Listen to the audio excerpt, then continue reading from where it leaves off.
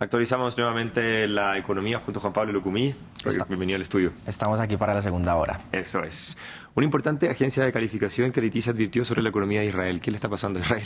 Pues hizo una rebaja a la calificación de deuda de Israel. Estamos hablando de Moody's, esta agencia, en lo que supone la primera vez que hace esto con Israel, y rebajó entonces la calificación de A1 hasta A2, y estar en la calificación de una sola A quiere decir un grado medio superior y supone un bajo riesgo crediticio. Pero en la teoría y según la agencia, este rango todavía representa seguridad respecto al cobro de capitales e intereses, pero puede haber elementos que sugieran una posible deterioro en el futuro. Pero para el caso de Israel, Moody's dijo que la guerra en curso en Gaza y una posible guerra al norte de Israel con Hezbollah, en la frontera con el Líbano, podría afectar negativamente la economía de Israel, y dijo directamente que las perspectivas económicas eran, esto lo dijo entre comillas, negativas. Desde Jerusalén, un analista político de la economía israelí dio su perspectiva. Escuchemos. La reducción se debe principalmente a las consecuencias de la guerra, y las consecuencias de la guerra son tales que no está claro cómo terminaría la guerra, y especialmente en Gaza no hay previsión de estabilidad. También se debe a la reducción del funcionamiento del gobierno y del parlamento, interna y externamente, debido a la guerra, y esa es la razón principal. Y esta razón principal también aumenta el riesgo económico, el riesgo político y el riesgo de seguridad para Israel.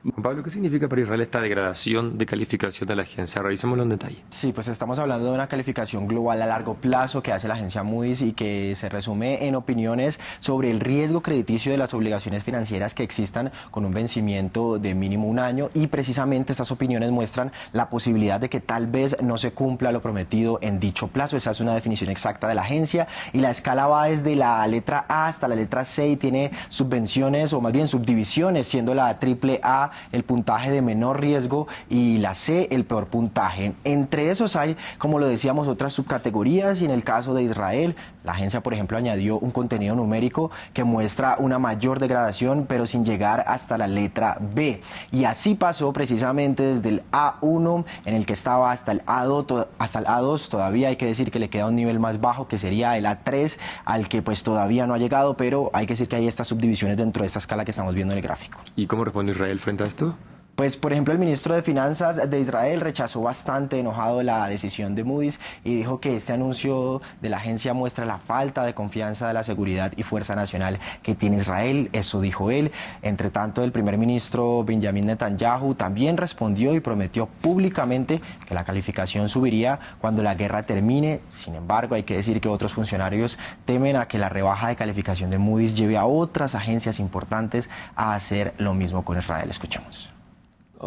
Básicamente es una lástima en la reacción del ministro de Finanzas, porque con esta respuesta en realidad hace que el informe de Moody's sea aún más perjudicial para la economía israelí, porque sería tratado por los inversores como si no estuviera dispuesto a hacer lo necesario para alcanzar la defensa, la estabilidad económica y política en Israel.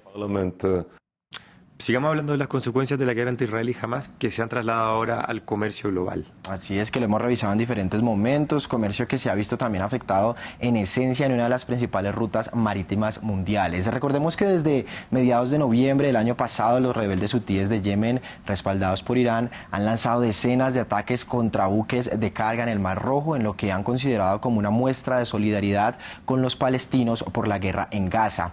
En entrevista con la agencia AFP, el secretario general de la Organización Marítima Internacional dio su perspectiva de la situación y lo que según él podría ser una posible solución.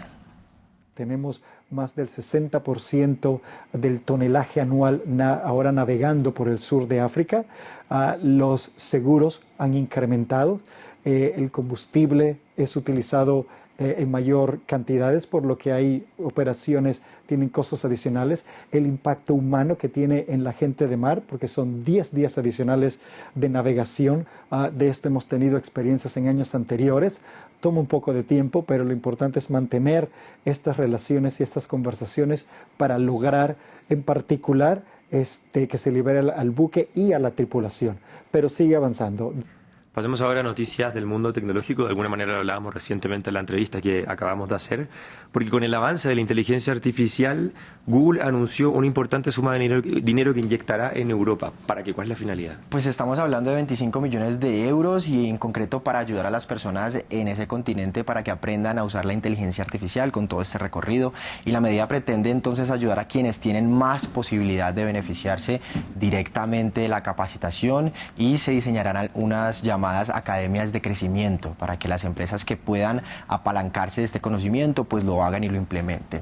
El proyecto empezará dedicando 10 millones de euros a dotar a los trabajadores de las competencias que necesitan y que no deben quedarse atrás con el avance tan agigantado de esta inteligencia. Y con el anuncio de este lunes, la compañía también amplió sus cursos gratuitos de capacitación en inteligencia artificial en línea a 18 idiomas, y vamos a escuchar parte de lo que decía el comunicado de la página oficial. Nuestro Fondo de Oportunidades de Inteligencia Artificial, en colaboración con el Centro para el Impacto Público, está buscando solicitudes de empresas sociales y organizaciones sin ánimo de lucro que puedan ayudarnos a llegar a las personas con más probabilidades de beneficiarse de esta formación.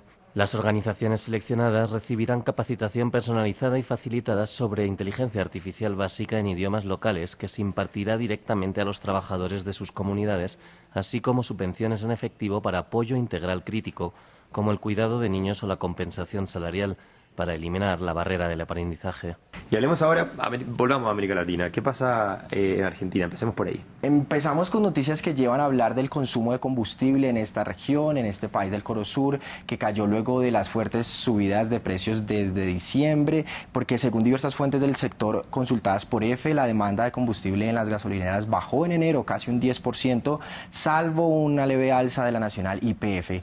Gran parte de este comportamiento se debe a la elevada inflación de Argentina, que en diciembre alcanzó la tasa más alta en todo el mundo, luego de que se conocieran los datos más recientes del Líbano, que era el único país que impedía darle ese título a Argentina. Recordemos cuando alcanzó el 211,4% anualizado, y que en ese momento era Líbano quien se posicionaba de primero con los datos de noviembre. Con este escenario y con la pérdida del poder de compra de los consumidores, entonces recortaron sus cargas en las gasolineras y dejaron de comprar en aquellas que tienen los precios más elevados. Decíamos, un comportamiento natural pues en un escenario de alta inflación. Exactamente. Juan Pablo Lucumí, muchas gracias por la revisión de la economía. Y mañana estaremos aquí con el análisis de las bolsas. Mañana seguimos revisando entonces.